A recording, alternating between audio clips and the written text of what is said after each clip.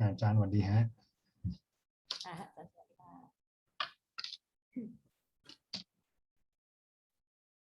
อาจารย์อยากให้เปลี่ยนใช้แบ็กกราวด์อาจารย์ไหมคะ อ๋ออ่า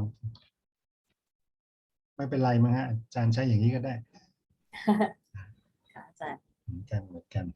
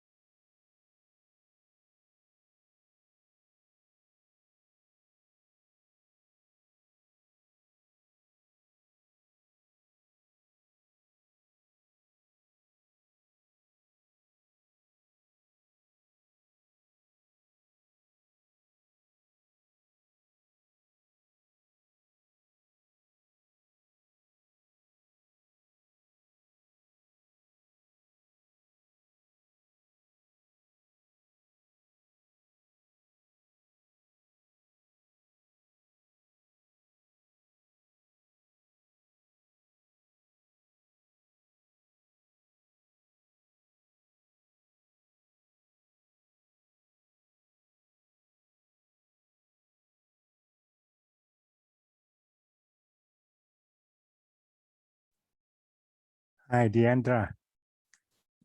Hi, Saraj. How are you? I'm okay. Yeah, nice to meet you. Nice to see We are you going again. to start soon. Okay. Do you know which order we're going in? Yeah, the two speakers will talk for about 20 minutes. They will speak one after another alternately. And then I will invite you to talk about the call for proposals. Okay. After 20 minutes or so. Yeah. And during their talks, there might be questions and answers by the audience, possibly. So it's more like an informal talk. And then when they have finished their talks, I will invite you to talk about the call for proposals. And then we have a discussion afterwards. Okay, perfect. Something like this. Thank you. Yeah. Perfect. And I will start recording when everybody has arrived in the meeting. We have around 22 people. I have not checked last time, but this morning I checked. 22 people have registered. Okay, that's perfect then. Yeah, a little lower than I expected, but you know, yeah, people have their own schedules. At least it can spread the word as well. Yeah. And I think those who come to the meeting are the ones who are really interested in and then we have to wait and see. Just a few more minutes. And I think we will have some assets that we can share to further elaborate what the call for proposal is. Yes. Yeah. So I don't know if you would want to send a blast or follow up after, like not a day, like a day or two later, to people you invited with the information about. Right. Certainly. Yeah. Okay. I think Caitlin should be joining us soon as well. Okay, great. Yeah. Thank you so much, though.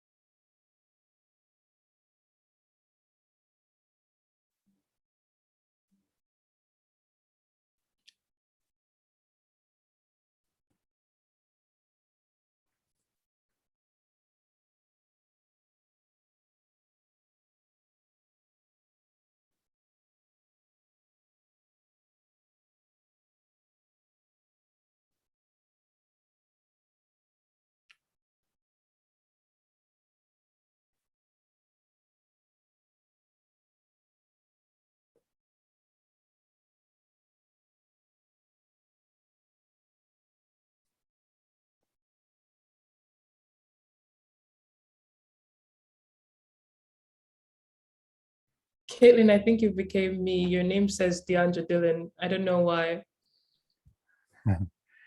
Hi, Your name Caitlin. actually says DeAndre Dillon. Yeah, your name is Deandra. Hello. Hi, everyone. hi, Hi. hi. I don't think she heard us. Your name says DeAndre Dillon. I don't know why. My name. Yeah. That's great. It's a great name. It's beautiful. Yeah, but it's on your, but your Okay. Zoom But- as DeAndre Okay. Dillon. I don't know why. All right. maybe you are Yeah. using Deandra's No, account? not at all. No, your own But that's account. okay. But There's your no name shows problem. up as Deandra. All right. Let me Okay. see if I can But rename with my. There you go. I can rename my name.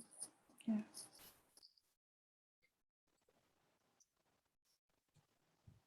With my one finger typing. Okay. Great. So why don't we wait for a few more minutes until more people come up. I'd like to introduce you to my colleague, Prot Pran. Yeah. That's Caitlin Kraft Bookman. She's the leader of the project, and she, Nice. yeah, You? is based in Geneva, and she has done quite a lot on AI and gender issues. And Prot Pran is a professor of computer engineering at Chula at my university. Nice to meet you all. That's I'm wonderful. so Yeah, excited to be here yeah. today. Yeah. Wonderful to meet you. You Wonderful. don't look like an engineer, I know. You don't or I don't? Who Yeah. doesn't? What does an engineer look like? We don't know. That's the whole- And are there other colleagues on? Yes, yes, Would be great to meet them. Just Another one is Ploy Prathanwanit. She's there. She is a computer scientist, a colleague of Prot Pran and myself. She's teaching at Chula also in computer science. So they will talk. We have agreed among ourselves. The two speakers will talk one after another. I mean, like back and forth for 20 minutes. And then after that, Deandra will talk about the call for proposals for something like 5 or so minutes or 10 minutes. And then we have a discussion. So the whole thing won't take more than an hour, I think. Okay, so it'd be great if we start soon, because I have Yeah, my right. development team in India is at Oh, 11:30. We have a stand-up every day. Yeah. And I have recorded the talk. It's recording now. already. I see it. Yeah. Okay. Yeah. Okay. Great. So we can start now, and I hope that more people will join us soon. We have about 22 people registering, and I don't know who will actually come, and they will come, I hope. This is the Asia kickoff meeting for the incubating feminist AI project. And the purpose of the meeting is to introduce the call for proposals, which is the backbone of the project, and to form a network, so to speak, so we can get to know one another and possibly find ways to work together afterwards, because we are interested in how AI can create a more equal society with less biases and in many aspects. And the project is honored to have two speakers who will introduce the issues for us to stimulate our discussion. The first one is Professor Prot Pran Punyabhukhana. She is Professor of Computer Engineering at the Department of, I think somebody has not muted the phone. Just a moment. Okay, she is a professor of computer engineering at the Faculty of Engineering at Chulalongkorn University, and has done a lot of research. She will talk about those works of hers for a few minutes with us, together with her colleagues, Ploy Prathanwanit. Pran has done quite a lot in AI and applications of AI to create a better world. And she has also done works in other forms of technologies known as assistive technologies, and she might find some time to talk about those in the short time that we have. And then she will talk alternately with her colleague Ploy Prathanwanit. She is also professor of computer science at the Faculty of Science, the same university. So they belong to the different faculty, but they work together in computer science. So Ploy has done. Ploy is a specialist in AI. She is teaching machine learning and deep learning and all the kinds of of the technology that we are interested in at the moment. So why don't we start? Professor Pran, please please talk with us together with Professor Ploy about AI and its role in society, and why is AI so important at the moment, and what can we expect from AI in order to create social goods and a more equal world, please. Thank you so much, Professor Sorat, for a kind introduction. I'm so excited to be here today because I have not talked about AI for non-scientists before. So it has been like a big pressure on me. And my assignment from Professor Sorat is to share with you what we have done, our work in AI, particularly in Thailand. And so good afternoon to you all. It's afternoon here in Thailand. I'm not sure what time it is in Europe or elsewhere in the world, but with this online meeting available, I think COVID brings us here with the positive vibe today.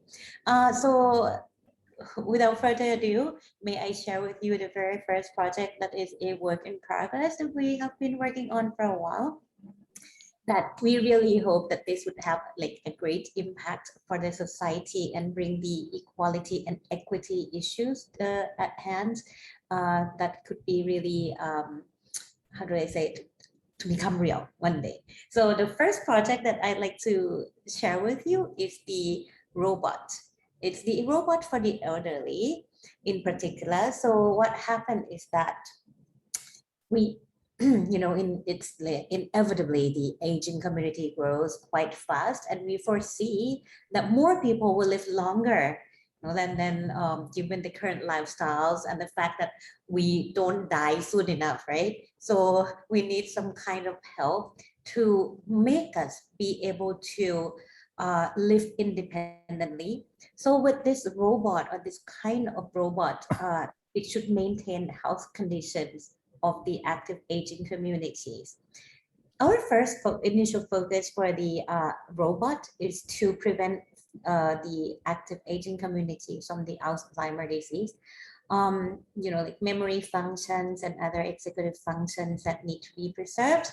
So if we can maintain our health much longer, like not to have the Alzheimer's and other diseases too soon, then we could live more happily, I hope. So for this kind of robot, what does it do?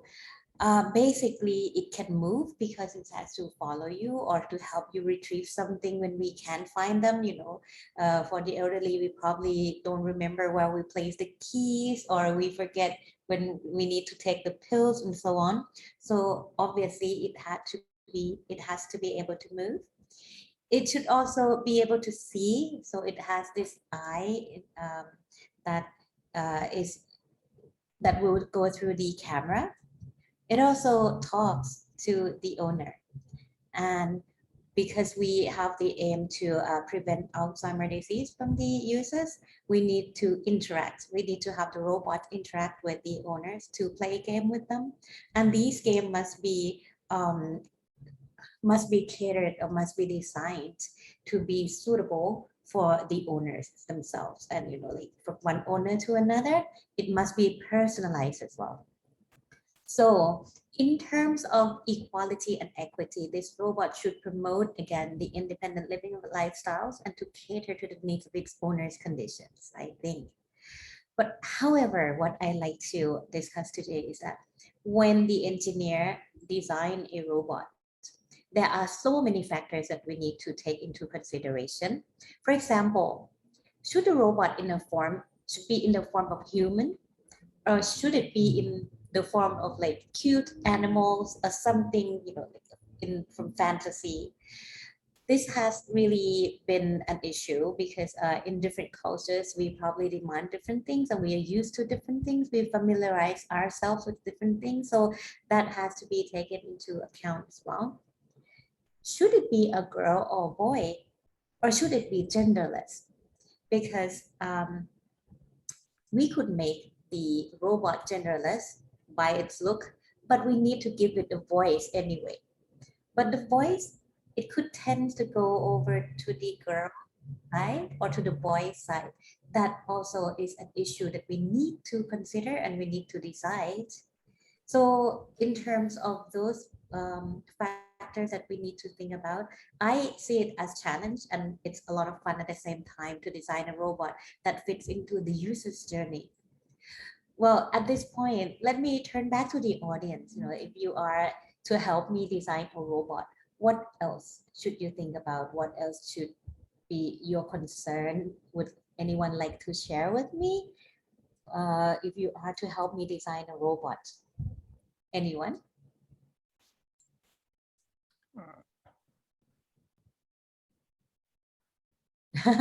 Maybe Ajahn Maybe Sora. Stu.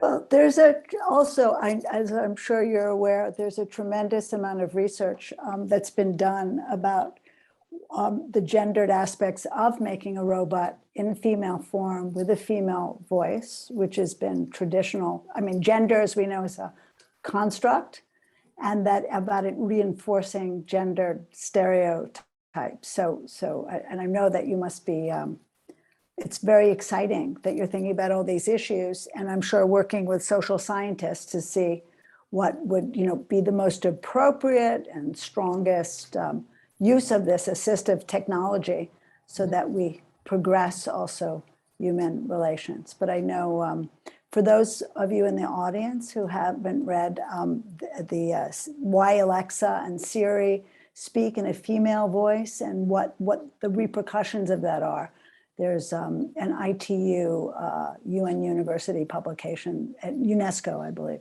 all three of them, that we lean very heavily on for some of our own work. I love that you're thinking about all those issues. That's great. Yeah, think about it. If it happens to be a male voice, what would it change? Would it change our feeling? If the robot is in Alexa, let's say, Alexa or Siri, if Siri speaks in male voice, would it change our feeling?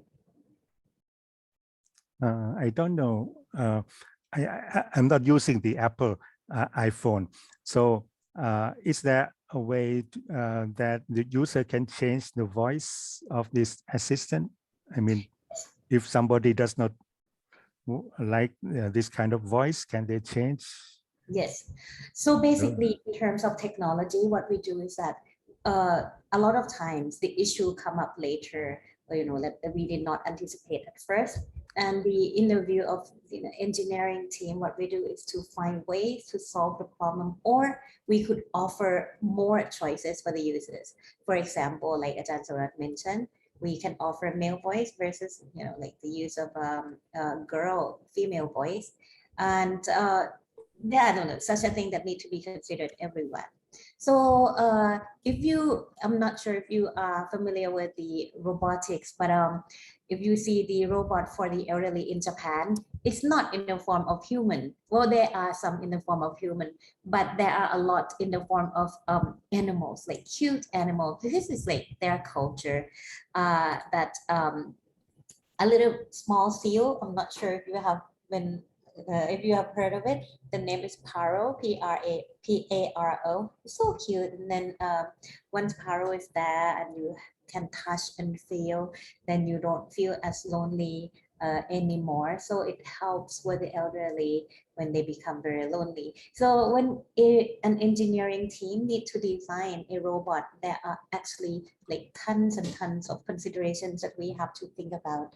So to bring the society, the equality to issues that we need to, that we are interested in today, I believe that like Caitlin mentioned, we need to have like social impact or social aspect be designed into the systems as well. So we have been working with the people who work on like what we call users journey to understand who will be using the robot in what kind of circumstances. So each of the robot must be designed to fit that particular thing. Okay, so this is like the first project that I like to share. Does any one of you have any question, or would you like to get more details on any aspects? Feel free to jump in at any time. Hi, I'm Ploy. Okay, I have a few points to add to Ajahn Broadband. So I think for the gender speech or gender sound that we can use female voice or male voice, actually for in the AI development, we can synthesize any voice actually. So maybe if we think outside of the box, maybe we can generate the voice that human cannot recognize the gender at all. So it means that it's kind of genderless or unisex, we can say, because actually in society, I understand that it's not binary anymore, right? That we are like in the spectrum, very wide spectrum, and individuals has unique characters. Okay, so I think maybe one solution that the technical team can provide or can offer is maybe the options or the choices, as Ajahn Broadband suggested before. We allow user to choose individually. So this might serve the purpose or make them more satisfied. Thank you. So Ajahn Ploy, may I ask you to present the next project that we've been working on? Actually, I have worked with Ajahn Broadband for a long time since I was an undergrad student of her. Like she supervised me when I was in the final year in the university, and now I just came back. Complete my PhD and came back as a lecturer. Now I am her colleague now. Okay, so actually we have been working on medical applications using AI a lot. And another project is about the application to prioritize stroke patients. Normally when we kind of create an AI project, our intention is to help or to bring equality to those people that cannot access the technology or including the medical services, which normally center in the big city. So in this case, for stroke patients, there are many kinds of stroke patients, and one of them need to be requires the close monitoring of the heart signal to see if the pattern of the heart signal is abnormal. But we cannot know that when the heart signal is abnormal because it is not permanent, it is temporary, and we don't know when it's gonna come up. So when we have the stroke patients coming into the hospital, we need to consult the specialists, like very specialists in the stroke team, to diagnose from their CT images or clinical data to just prioritize who should be admitted to the hospital for a few days and attach the EKG on their body just to monitor their heart signal. But actually I think in the world, we have limited resources, limited human resources, and also other resources like EKG or machines or tools, medical tools or services. And it becomes worse that in the remote area, patients are very hard to access this medical service. So we thinking with the stroke team led by Ajahn Mitasi, who work in Chulalongkorn Hospital, has initiated maybe it could be good if we can have an AI application that can do the same job. Maybe it's not necessarily as good as specialists, but maybe it's better than nothing. So we can prioritize those patients who live in the remote area to decide whether they're going to be sent to the hospital in the big cities to be further monitored or not. So this is another application that I think we can bring the equality of the quality of life to those people who live in remote area. But of course, I am very excited and very keen being here to listen from you guys that about the non-technical aspects in terms of social science, that I think it may be it will be very, very useful to for our team for technical design, like AI technical design later on the development as well. Yes. Yeah. Pran and Ploy and myself had a meeting earlier this afternoon about what we are going to do at this meeting, and we talked a lot about biases in AI and how can we recognize the biases and how can we correct those things. And I think this is a very important issue in AI today, and especially when we are focusing on how to design AI in order to eliminate the biases and how to leverage the power of AI to create social good and gender equality and this kind of thing. So as people who are working in AI directly, not myself, I'm looking at the issue from the outside. What are the role of the biases and how are they known to be biases? We have heard of stories, right, about an algorithm, I think by Google, that recognizes a gorilla face as the face of a people. So how can we deal with this, and how can this thing be kind of eliminated in the future? What would you think about all this? Oh, okay. Actually, Suraj, Yeah. Do you have an answer to that? Otherwise, I would be able to. Yeah, it's just a please, point for discussion. No, I'm sure that you already dealt. Sorry, please go ahead. Yeah. Oh, okay. I just want to add to Ajahn Surat. What happened there is that there was a post and then it's a photo, right? So in a photo, Google Photo has an algorithm to detect what it is in the picture. So that picture is a gorilla when it is a Black person there. What happened there is that Google came out and apologized to the community and said that they will fix the problem.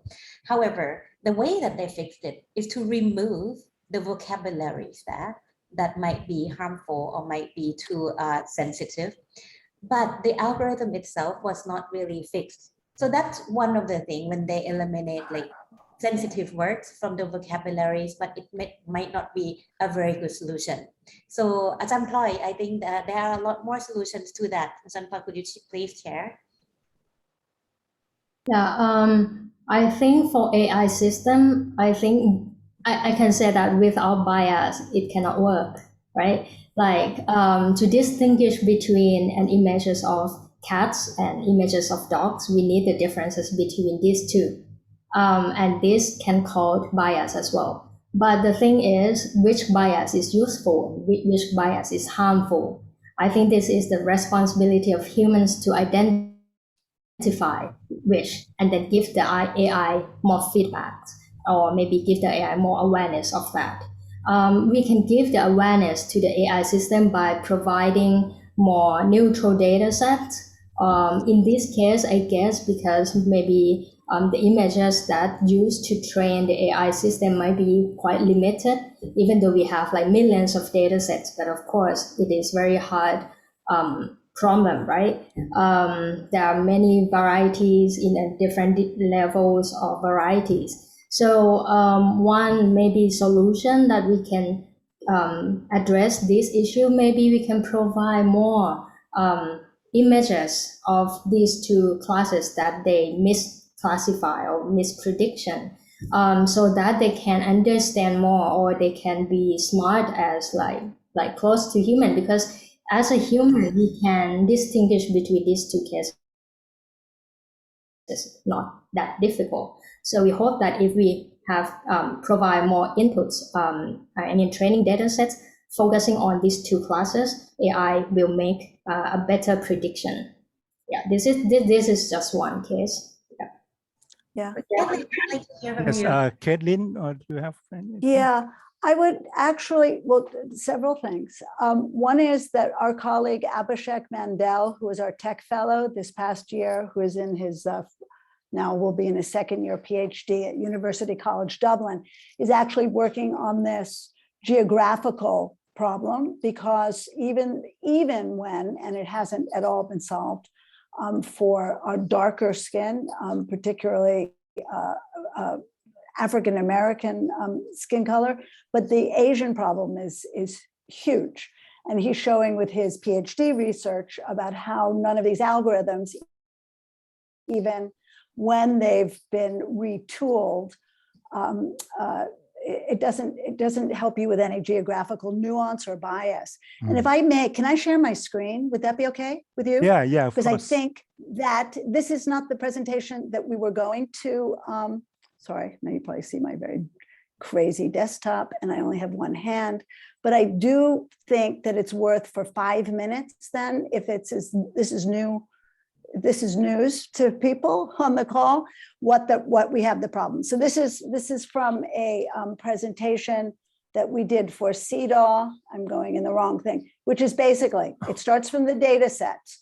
What we know is that nobody's ever created, everybody was testing data just on male sized and European sized men.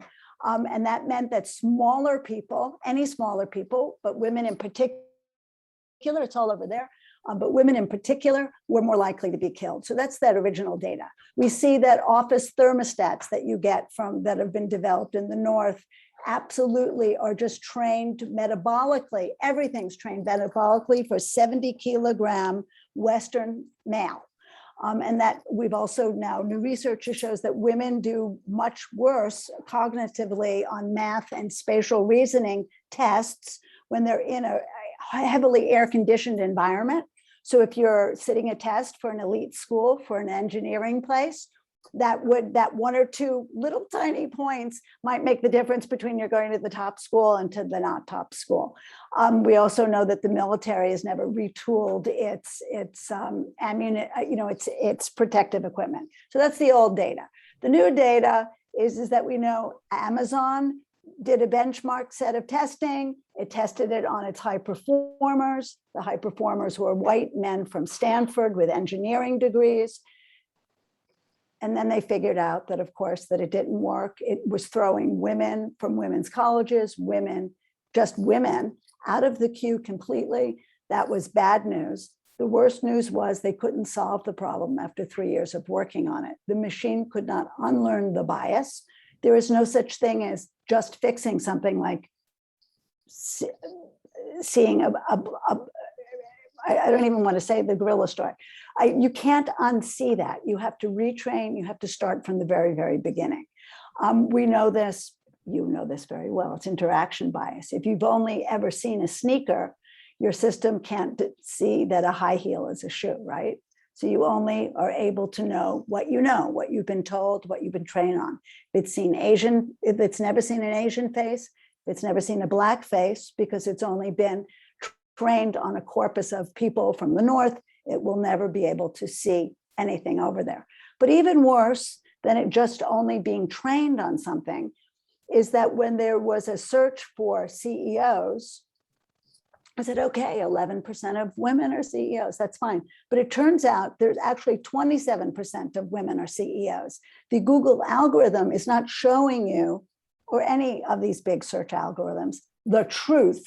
There is no ground truth. What it is taking its bias and it's actually giving you its idea of the universe, which then becomes your idea, right? And it becomes a circle of negativity. We also know that all these game stuff is coming from games.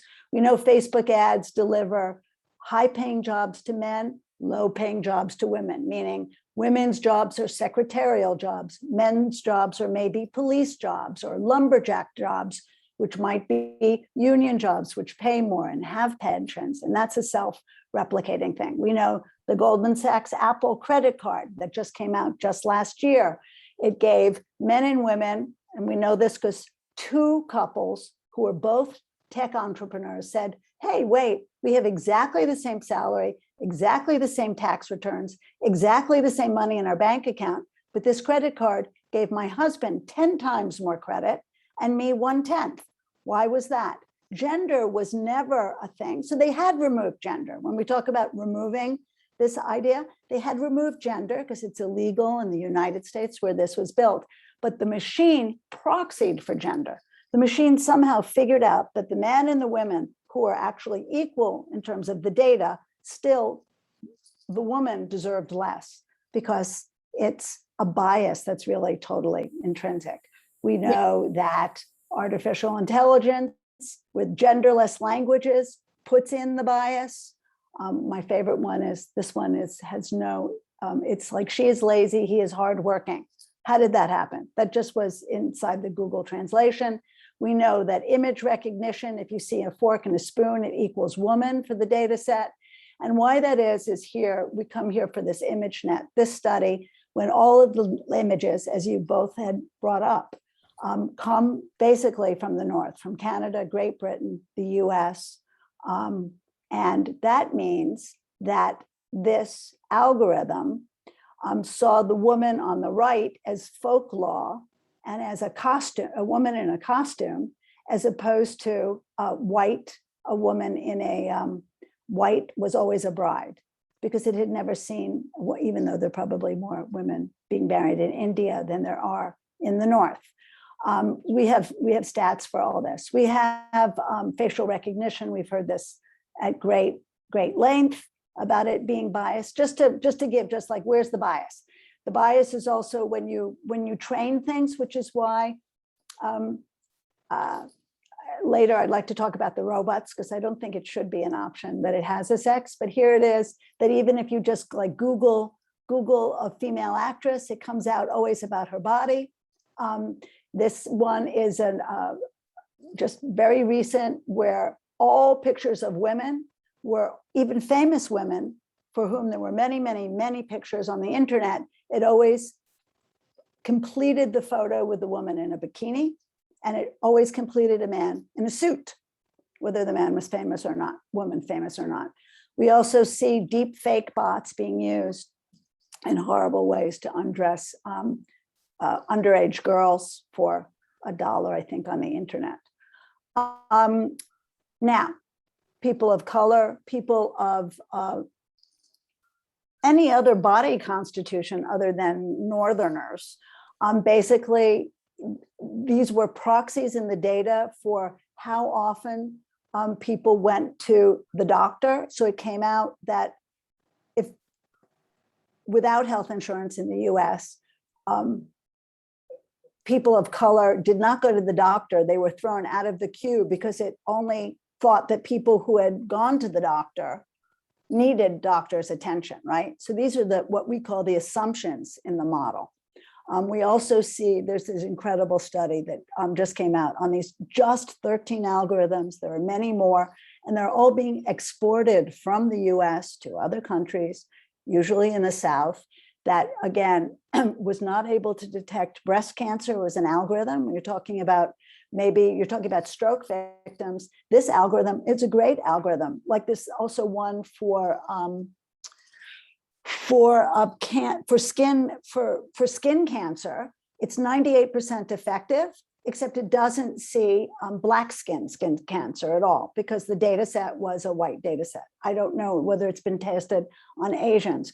The breast cancer was same thing about breast density. So it was not picking up breast cancer in women of color. It also was, because of assumptions in the data, was making women of color have cesarean sections because the algorithm made that decision. And again, these are poor people problems.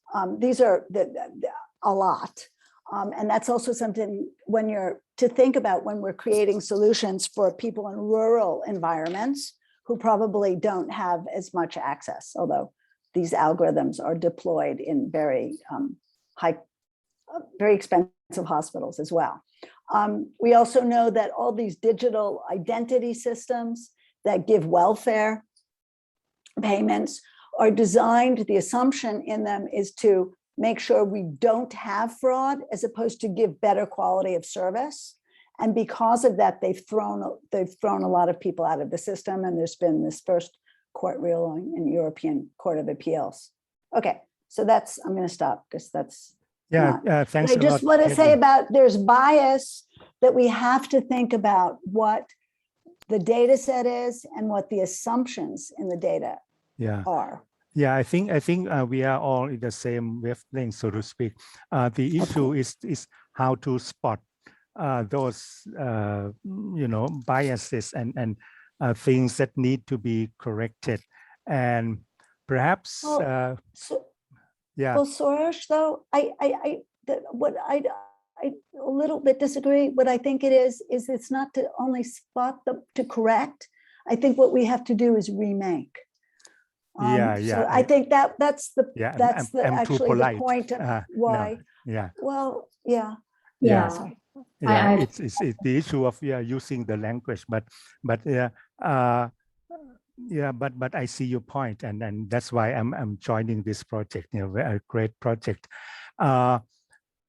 It's the matter of retraining what is up there for many people to be able to see what they may have overlooked, so that they are more sensitive in spotting those issues that come up. And especially your example about the medical field is spot on, because in Asia the data that come or the model or the algorithm that comes from the West does not work well. And then Protpan can elaborate on this.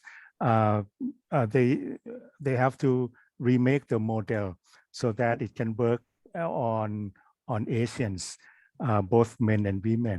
So Protpan, you have read, Sure. we can more. Yeah, I'm totally in. I mean, on the remake thing, and I do believe that for any algorithm to work, it only works in like certain domain. So, for example, like Caitlin, like you mentioned that like a system that only have like data from the white females, white males.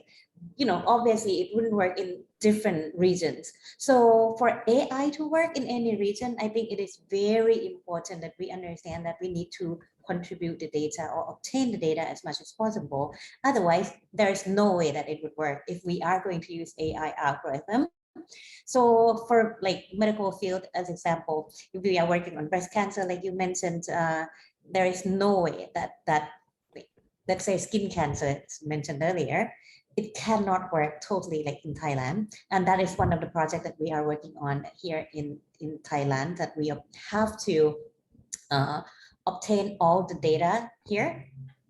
Plus that, if you have the new data, it doesn't mean that the existing algorithm would work with this new data. Because when it comes with a new data, there must be some kind of features that come with it as well. Not only the data, but also quality of it, so many aspects that you need to take into account that really demands different algorithm. So the new algorithm must come up all the time. So for example, this is real example for TB tuberculosis here in Thailand. You obtain the X-rays, the chest X-rays from the hospital, but the quality was so bad. So the algorithm has to deal with bad examples, very small number of examples. So the existing algorithms coming from, like mainstream, anywhere in the world would not work for sure. And for everyone who is working on AI, you have to test it. You put in state of the art and then see what came out. Surely it's like less than 50% accuracy there. So always, all the time, there must be new algorithms. Yeah, I'm totally in with you with the new remake. And I also believe that the remake must have its own domain for it to work. And people have to contribute the data to make sure that it works as well. Yeah, we have about 20 minutes left in the meeting, and why don't we go to Deandra, who has something to say on the call for proposals, which is really the backbone of this project. So that perhaps some of us here attending this meeting has an idea of contributing a proposal to the call. The deadline is coming up at the end of this month. Deandra? Hi, so actually, yeah. Caitlin and I will be presenting the call for proposal. Oh, yeah, and yeah, Caitlin. I can, also. Caitlin, do you want me to share my screen or do you? Okay, I'll share my screen. And just let me know when I should skip the slides. Okay. Okay, so here it is. It's this idea of we're going to incubate a new kind of AI. We're going to start with papers. We're going to go to prototypes and then to pilots. So this is really applied research. And the notion is to have new models and new ways of conceiving AI so that we correct for these historic inequities, with a big focus on social problems and the policies, so that we really, because there's a lot of research that's come out and a lot of things that we know that are different from in the last 50 years, from when a lot of the original programs were made. And the opportunity that we see is that as all governments begin to digitize their work, that instead of just taking the Excel and then making it work at a sort of machine learning level, that we really reinvestigate the assumptions that are at the core of those models. Okay, next slide. Oh, Oop, what was it? there it is. Okay, and there's our definition of feminist AI, which you can read, but it's the idea of harnessing this incredible technology, this wonderful technology that could deliver us in a good new world or a very dystopian bad world, but to harness it for equality outcomes, always with inclusion. And that includes socioeconomic inclusion. It also includes multidisciplinary inclusion in order to create these new opportunities and a real correction of the inequities. That's okay. Next one. I'm with you. Okay. And to change the way that we deliver systems. Next. So this is going to be the meat of it, and then I'm going to start sharing in a second with Deandra. What we're looking for are proposals that offer new models that can transform these dimensions of AI. Next. So we're looking for proposals for papers that propose a model that is both actionable, but is also innovative and addresses a specific social issue. Being able to talk about delivering healthcare diagnostics within a region, creating a new data set would fall within that purview. Next.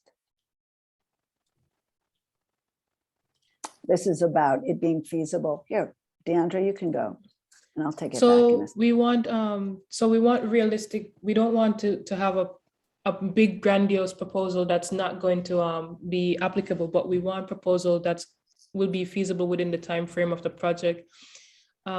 Yes. So for the proposal, we have over the course of 3 years until starting from 2021 to 2024, we will have 9 papers. And from those 9 papers, we will select 3 prototypes and then 1 pilot from each of those prototypes. And we're aiming to do each year we'll do that, because over the 3 years, we'll have 27 papers, right? Mhm.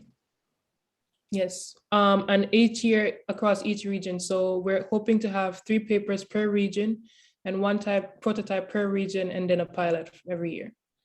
No, every year we're looking to have, oh yes, exactly. Yeah. But we've also decided that this first year, that if we don't have enough actionable papers and models, that we might have it may not be evenly divided over each region. It depends on really the quality of them. But we're looking for the 3 papers to make 1 prototype and ultimately 1 pilot.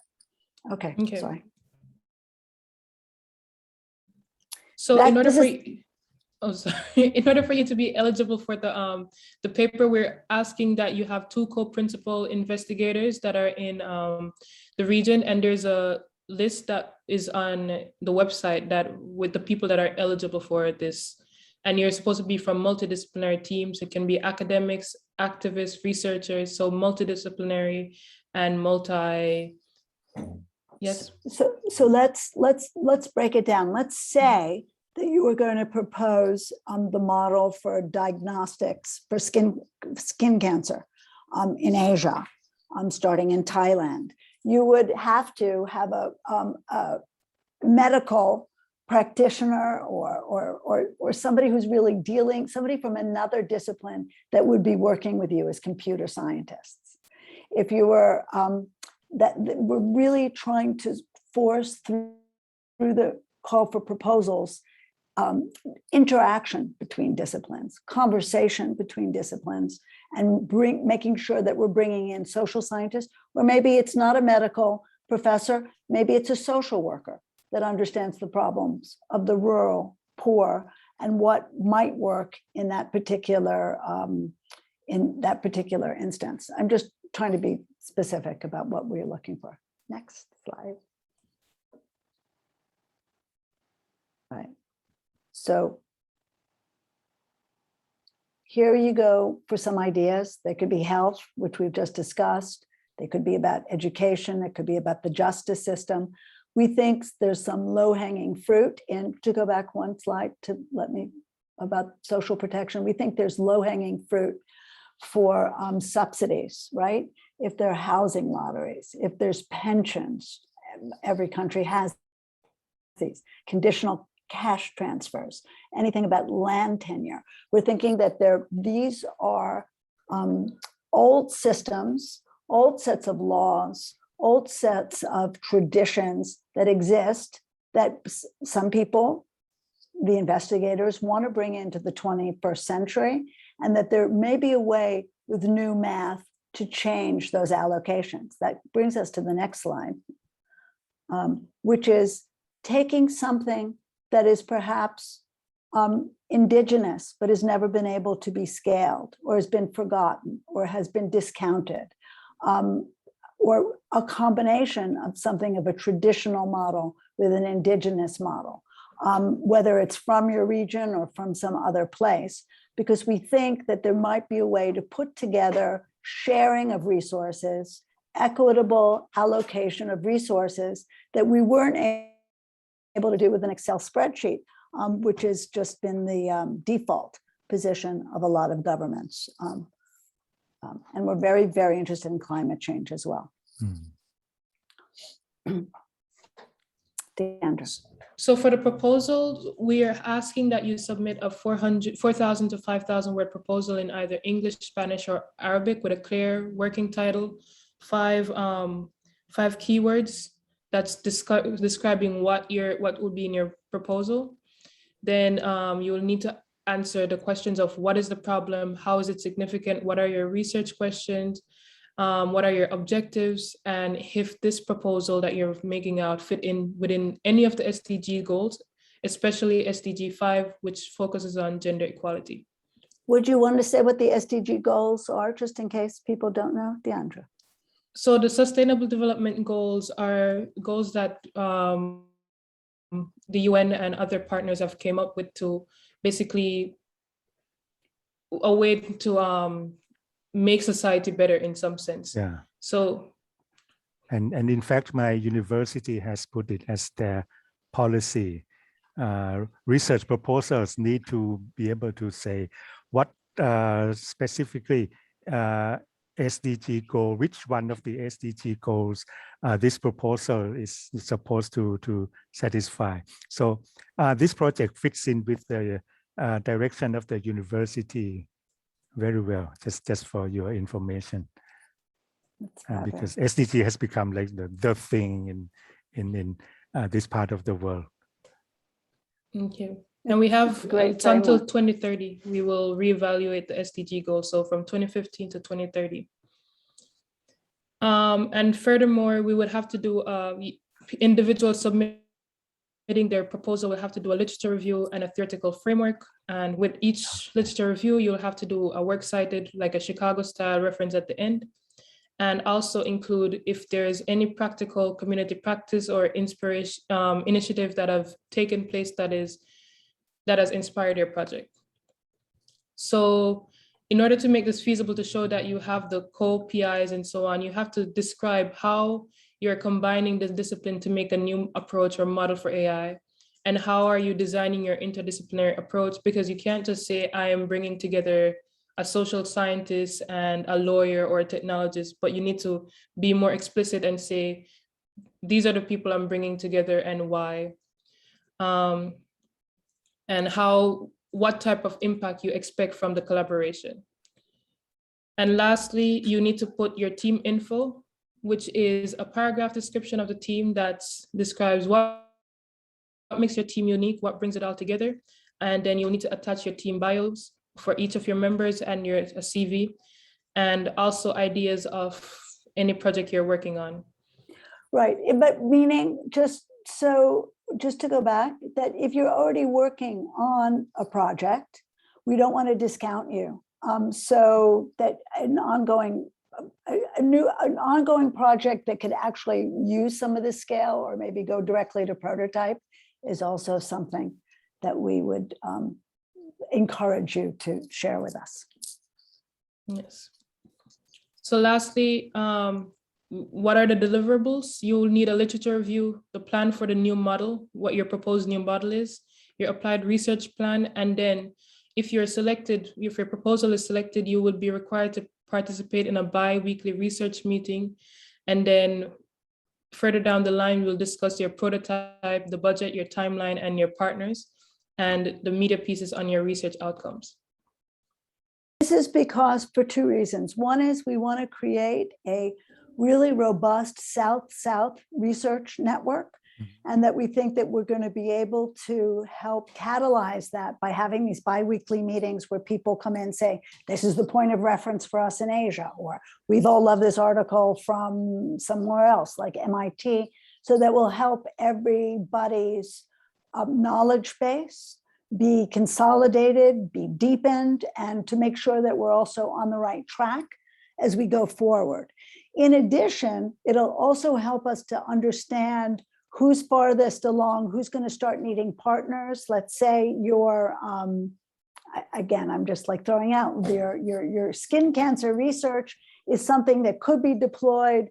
Do we need to start helping you and working with you to do outreach to a local hospital or to the national health service?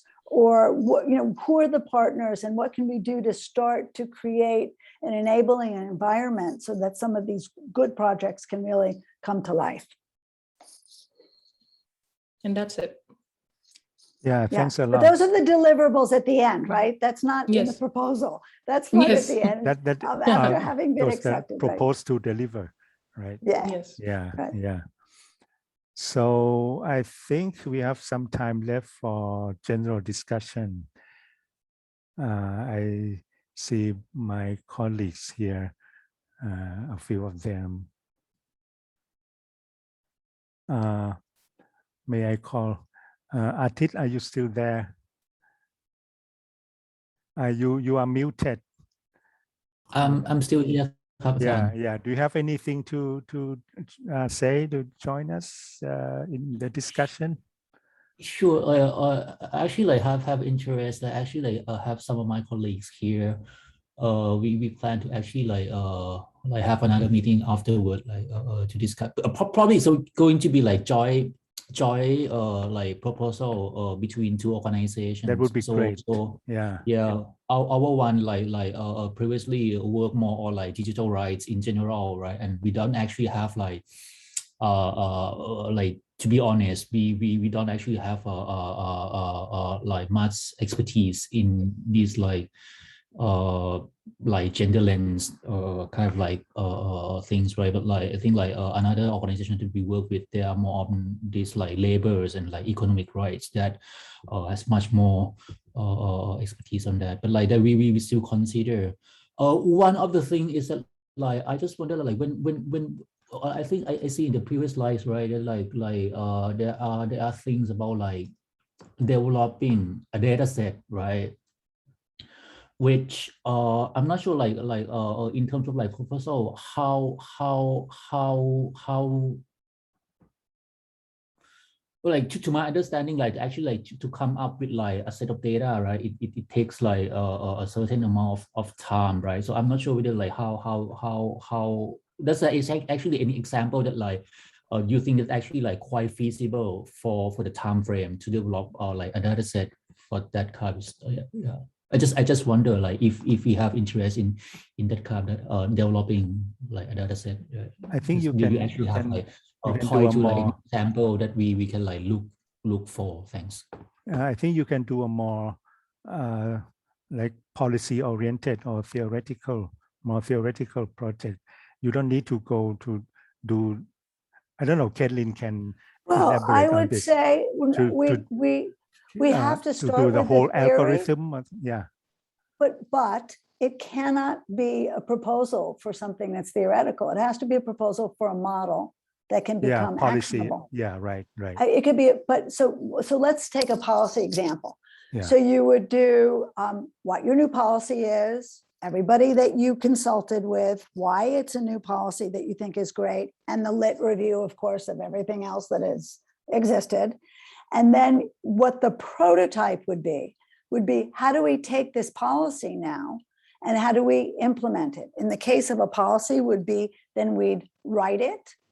And it would be at the end of that 6 months that it would be like completely written and actionable.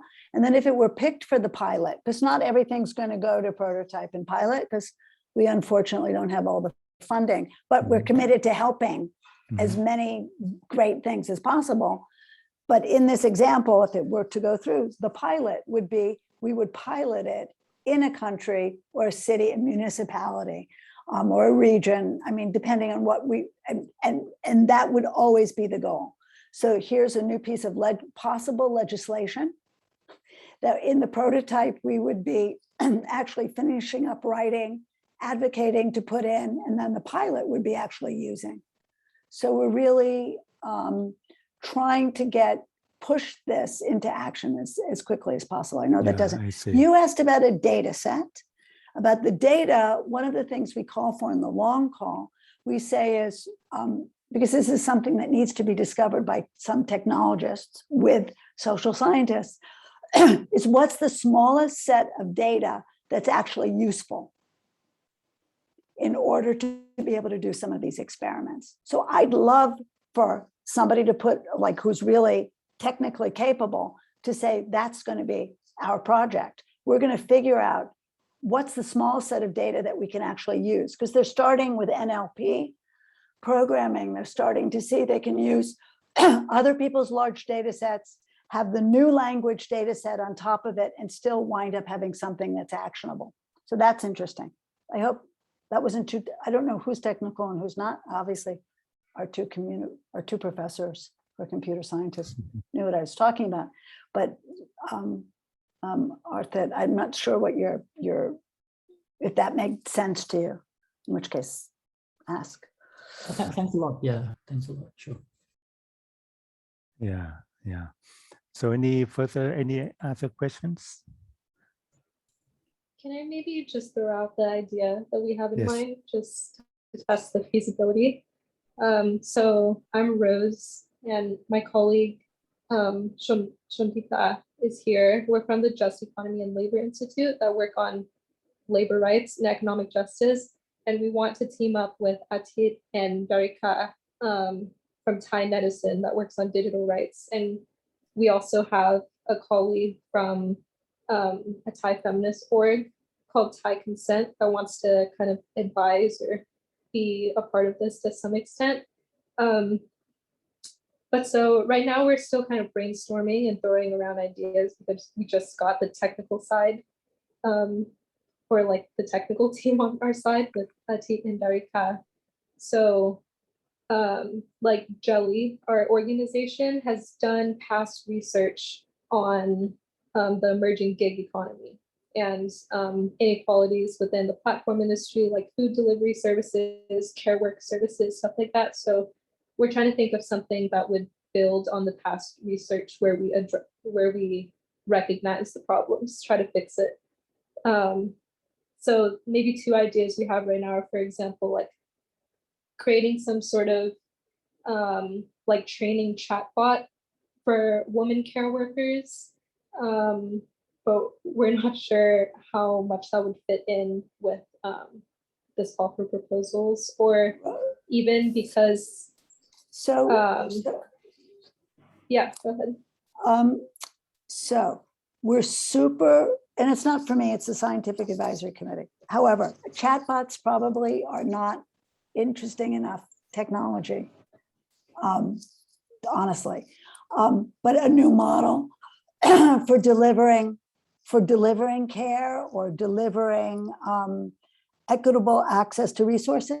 I mean, chatbots are about the lowest hanging tech fruit, but I cannot tell you how exciting and inspirational it is to think that have done this research on what needs to be done, and what we were looking for is how you think it should work. That's the model, is how should it work? An example, and if that's helpful, I'll use an example of other people just so not to kind of beat on you. We just had a long conversation. Planned Parenthood has come to us in another region. And we know that they have an absolute depth of research and experience about how they think the system should work. So in their case, they should actually write down the model of how it should work instead of how it does not work, because we're not interested in helping. We're interested in the lit review. Okay, tell us how it doesn't work, but actually what's the new idea about how it should work? And then in that case, we'll put them together with the tech team. Does that help you a little bit? Does that? Yeah, it does. We were, our colleague from the feminist organization who has a little bit of background knowledge on tech was also telling us that a chatbot might not be the way to go. But can I give one more example? Is that our organization was or has been trying to develop like an alternative platform model for women care workers that would be a kind of cooperative style. So we just, at first, we originally wanted to build on this for the proposal, but we couldn't really, I just didn't think that it would fit in. It feels, I But- mean, it feels to, we can take this offline, and we can also bring in Ingrid, who's on the call, who's one of our experts, who's a digital anthropologist. For me, just hearing that little, because there are also people talking around me, sadly. I think the idea of building a platform that's equitable, that works, that's based on your research and that you've already done sounds super exciting and super and in the sweet spot of what we're trying to encourage and trying to help. And piece of that platform might have a chatbot, but the chatbot itself wouldn't be probably enough to get through to the new model part, to the scientific advisory committee. Does that help a little bit? Yeah. One more follow-up question. So if we were to stick with this project, how would AI fit into this? Sorry if that sounds like a clueless, like social science question, but yeah, so how would we be proposing like an AI project in this space? That's, yeah, please play. Sorry, like maybe I try to address her points, like how AI can come into the science, social science. I can say like when we talk about the AI system, people might, this is my bias as well, that people might think that AI is automated, like all the system is automated without human interruption, only the data set that the human can provide, and then it can involve itself. But actually it is not like that.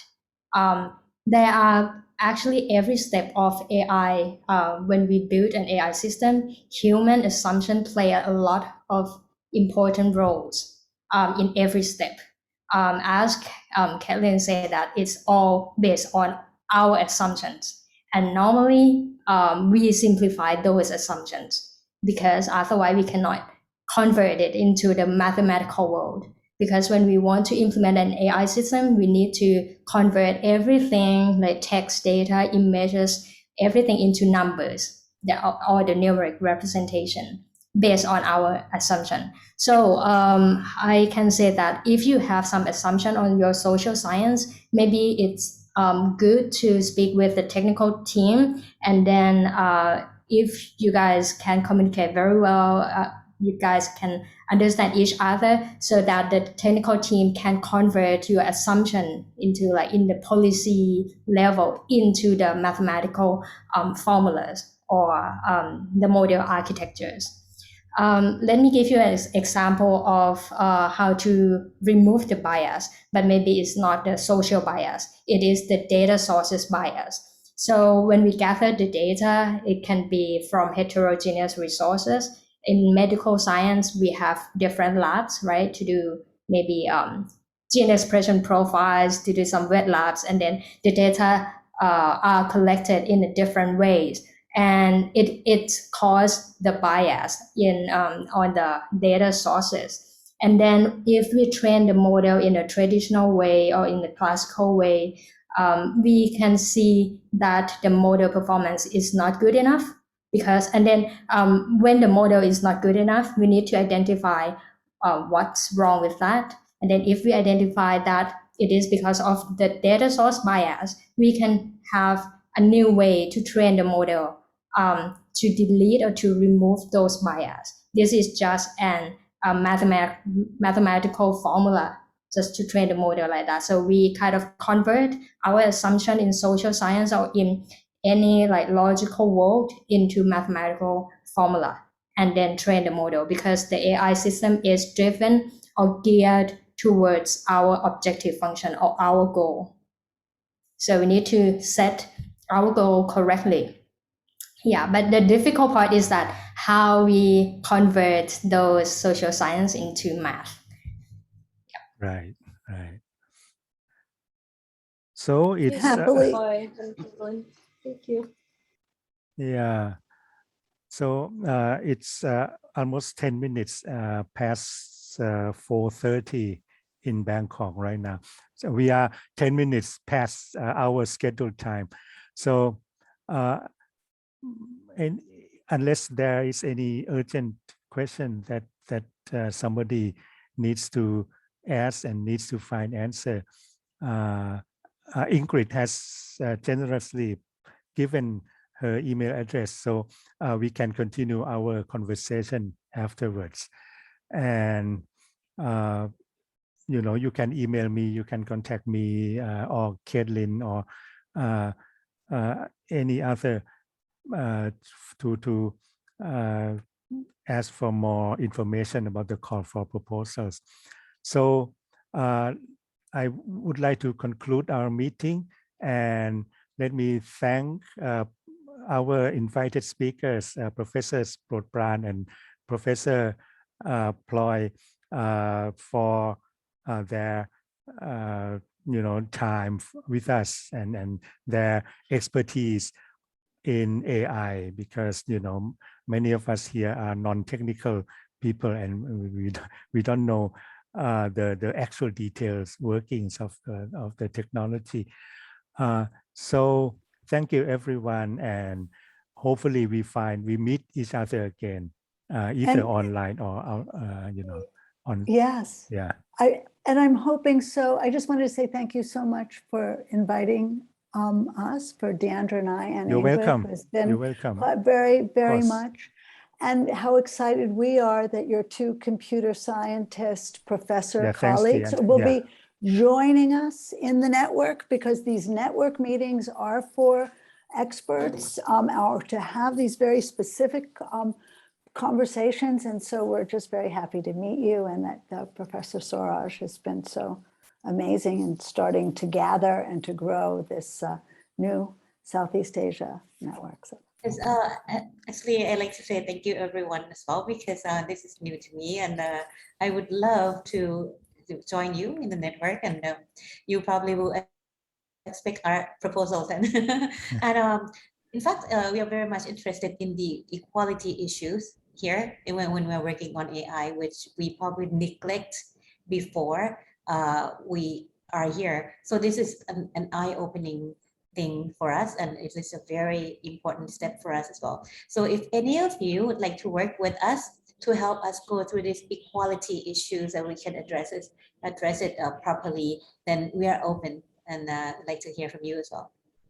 Thank you. Add Great, to Ajahn great. Prodpran, just briefly, to my understanding, I think like at your faculty, Ajahn Ekapon from Faculty of Engineering, right? Department of Computer Engineering. I think like he's now working on the Thai speech data set. So I think that's one of the areas that really interesting as well. Yeah. Yes. Yeah, I am collaborating with him on that project as well. Great. Yeah, I think the AI experts in Thailand is very handful, so everyone knows each other. Yeah, yeah. We're Okay. expecting great things from you in these new collaborations. So it's just Right, very, right. Great. So I would like to conclude, and let's see each other again when the time is right. So thank you, everybody. Thank you. Thank you. See you soon. Bye-bye. you. Bye-bye. ขอบคุณค่ะ Bye-bye. Bye-bye. Thank you. Bye. Thank you. Bye. Bye.